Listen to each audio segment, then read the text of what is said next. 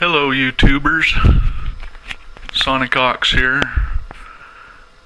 I hope you and your families are all doing well. Today is Sunday, December 4th, 2022. So I picked up one of these little Chinese tube preamps, and I intended it to be a kit. I thought I had ordered a kit, but it came assembled, which is fine. I just miss out on the fun of soldering it all together. These things are about $10 US on Amazon or eBay or anything like that. They're sometimes billed as a headphone amplifier. I intend to use it to amplify the signal coming from my iPod and running it through my my tube amp kit from the Tube Depot.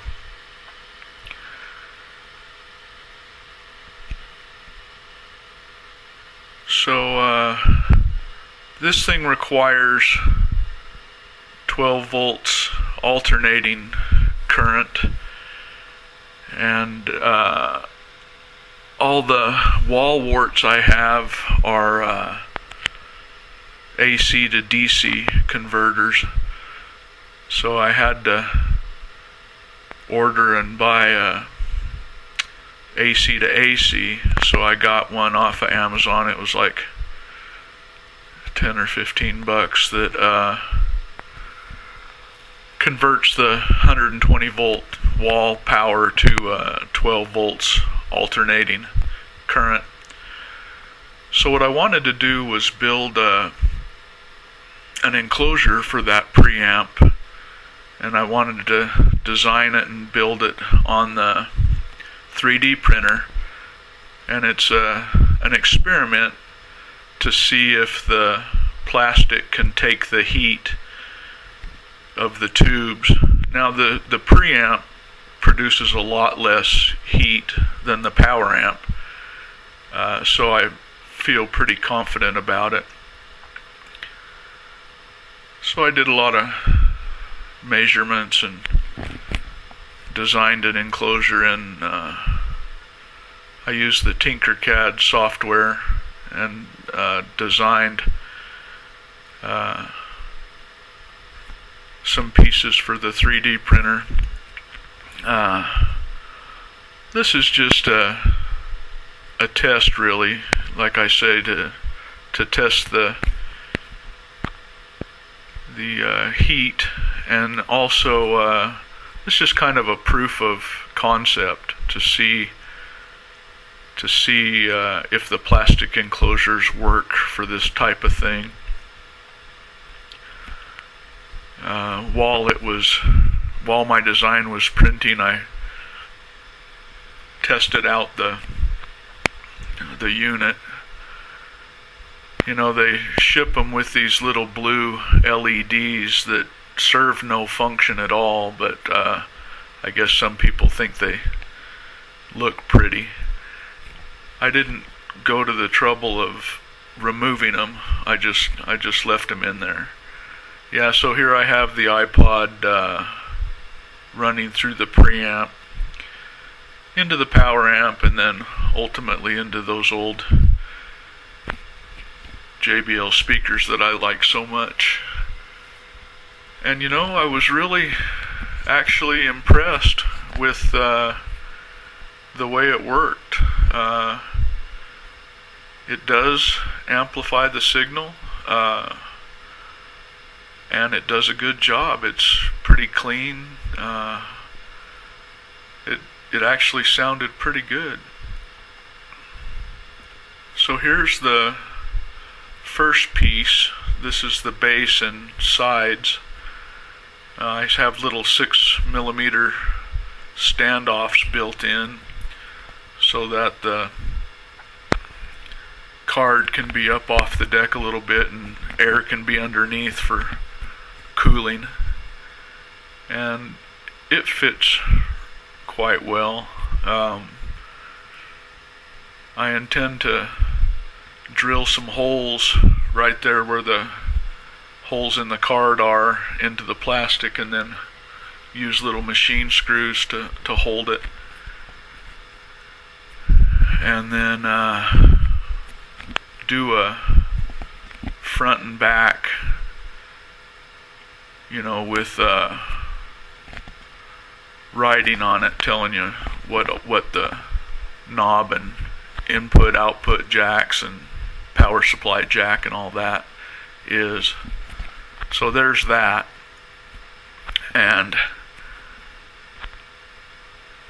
the hole for the volume potentiometer was a little too small off the 3D printer, so I just drilled that out a little bit.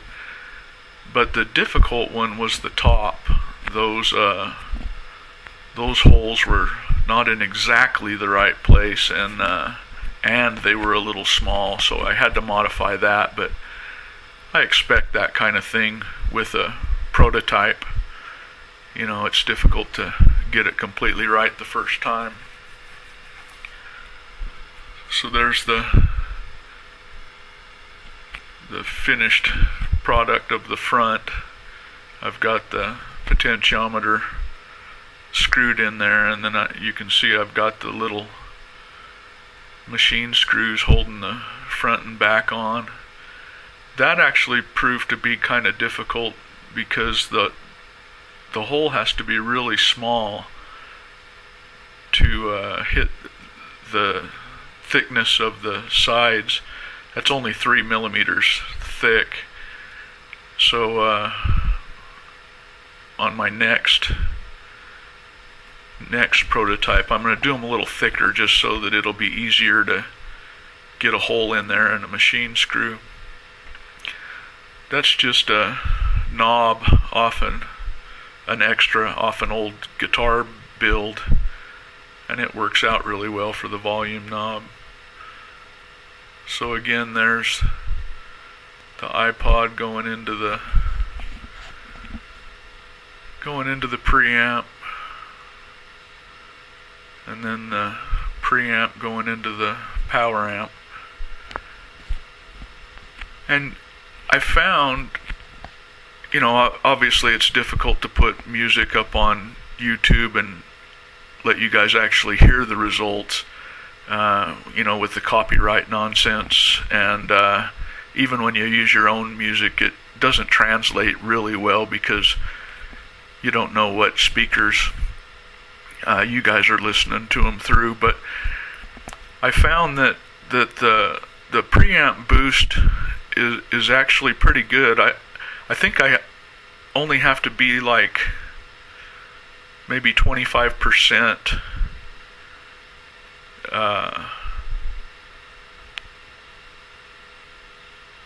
I think I got about a 25% gain because my volume setting on the power amp, when I have the preamp volume all the way up, maybe less than 3/4 of it, and I get the same volume. So it's a good boost. It's clean boost, and I'm actually happy with it. And I'm going to continue to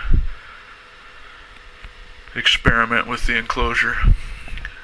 So this is just a box I got in the mail. This is a preamp that I intend to build. This is from Tube Depot. It's a really high quality preamp, and I intend to build it into the new build. I want to do a new power amp. It's going to be down the road a little bit. The parts for those power amps are kind of expensive, but this is a little preamp kit for the new build. So that's just kind of a teaser for things to come. This is a stereo unit, but it only has one tube.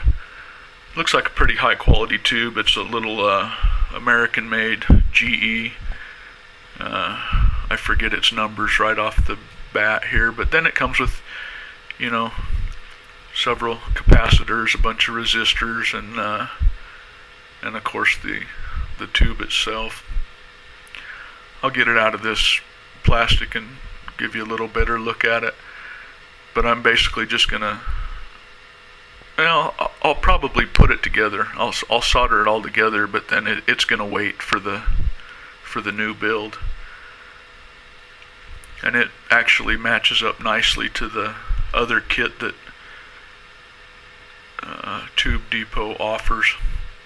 You don't have to put a power supply to it. It gets its power off of the power amp card. I'll put up a schematic and everything too, and I will document that build, but it's down the road a little ways. So that's really it for this video. I appreciate you guys watching, and I'll catch you on the next one.